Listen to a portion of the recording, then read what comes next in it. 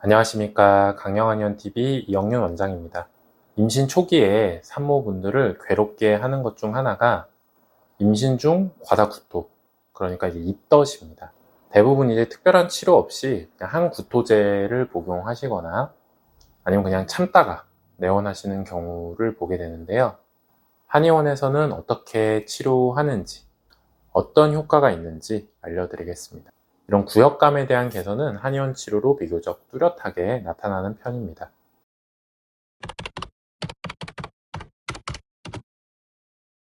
일단 입덧이란 임신 중에 느끼는 구역과 구토, 주로 임신 초기에 발생하는 소화기 증상을 가리킵니다.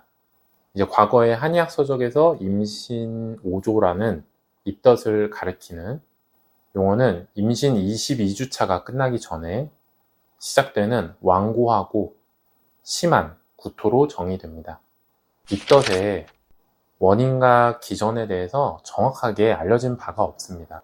다만 임신으로 나타나는 여러 가지 몸의 변화와 유전적 요인들이 복합적으로 관여하는 것으로 보이며, 특히 호르몬 중 HCG와 에스트로겐, 요 수치의 상승과 입덧 증상의 증가가 일치하는 경향성이 있습니다.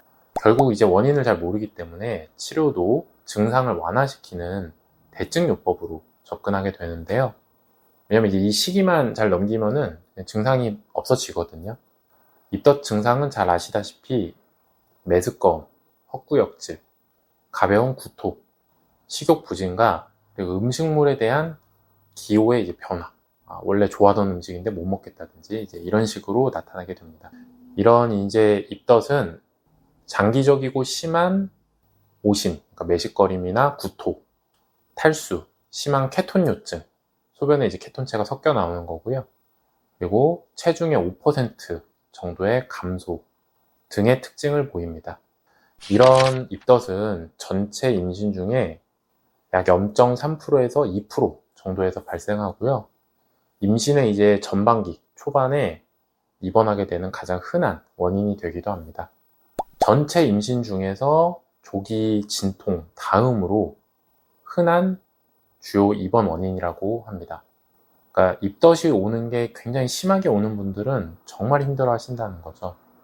이런 입덧이 임산부나 태아의 건강에 미치는 결과에 대한 연구는 거의 없습니다. 그럴 만한 게 아까도 말씀드렸듯이 이 힘든 시기만 좀 건너가면은 증상이 그냥 저절로 없어지기 때문입니다. 태아에 미치는 영향도 그래서 정확한 결론을 내리기는 힘들지만 극심한 경우가 아니면 이런 입덧을 과하게 한다고 태아에게 큰 영향을 미치지는 않는다라고 알려져 있습니다.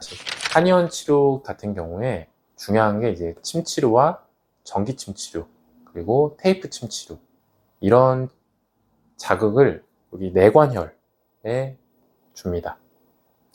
이 경우에 증상을 즉각적으로 완화할 수 있습니다. 2017년에 코크란 연합이라는 이제 신뢰도가 매우 높은 기관이라고 할 수 있는데요.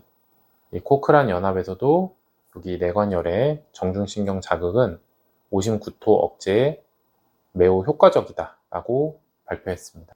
근데 이제 내원을 못할 경우에 보생탕 등의 한약 치료가 반드시 필요한 질환입니다. 이제 이렇게 말씀을 드리면 임신 중에 한약 치료를 어떻게 하냐 이렇게 물어보시는 경우가 있으신데요. 양약이든 한약이든 비교적 기형의 위험도가 높은 3주에서 8주에는 가급적 적용하지 않습니다.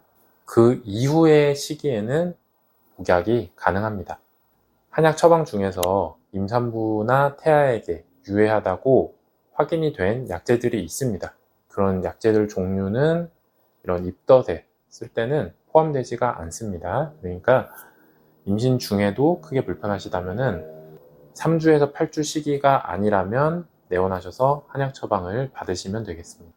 입덧으로 굉장히 힘드실 때는 향이 강한 음식은 가급적 피하시는 게 좋고, 생강차를 마시면 이런 구역 반사를 일부 억제하는 효과를 기대할 수 있습니다.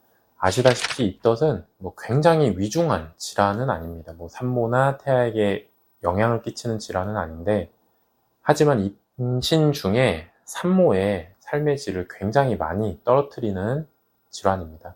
너무 심하게 불편을 겪고 계시다면 저희 안양 강령한의원에 내원하셔서 치료받으시기를 권유드립니다. 시청해주셔서 감사합니다.